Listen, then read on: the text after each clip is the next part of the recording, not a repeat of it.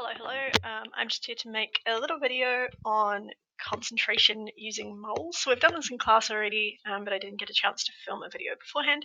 So this is the same kind of idea as the maths that we were doing with number of moles, mass, and molar mass, except instead we're using liquids instead of solids.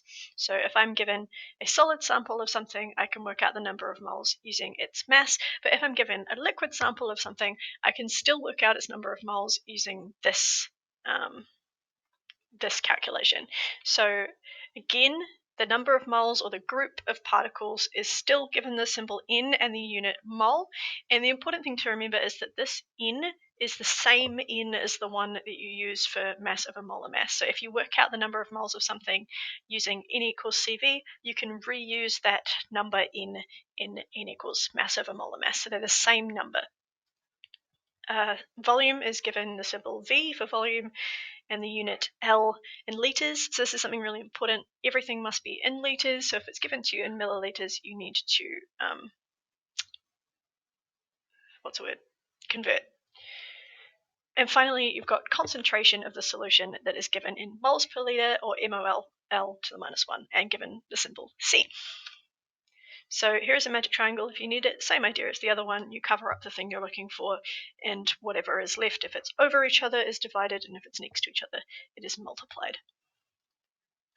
So what is concentration? So we talk about concentration in moles per litre, but we can also talk about it in grams per litre, and it's literally the number of particles present in 1 litre or in a set volume of the solution.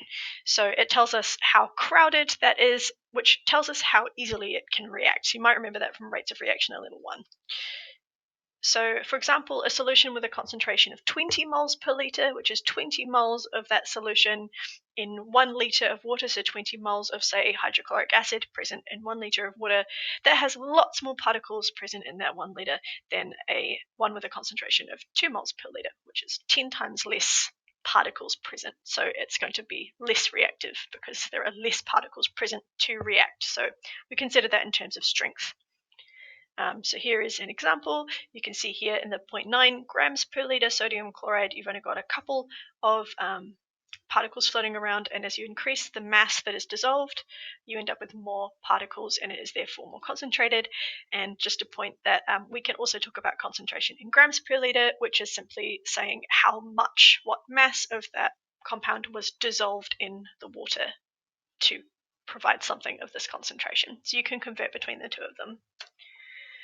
In order to calculate concentration, so again we're using number of moles is equal to concentration multiplied by volume, which you can rearrange to work out any of those three options using the magic triangle. So, for example, how many moles are present in 200 mils of a 0.1 mole per litre sodium chloride?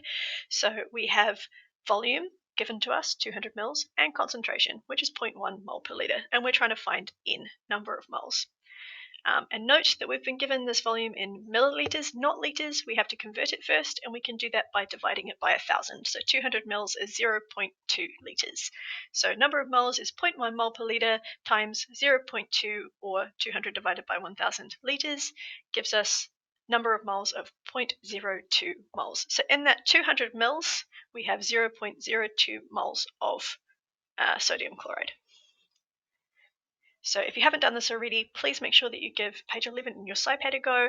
And if you manage to zoom through that, give the conversions on page 10 a try, maybe a cry too. It's a little bit difficult, so let me know if you get stuck. Kia ora. Oh no, I've forgotten how to turn it off. Oh, it's there. Everything is fine.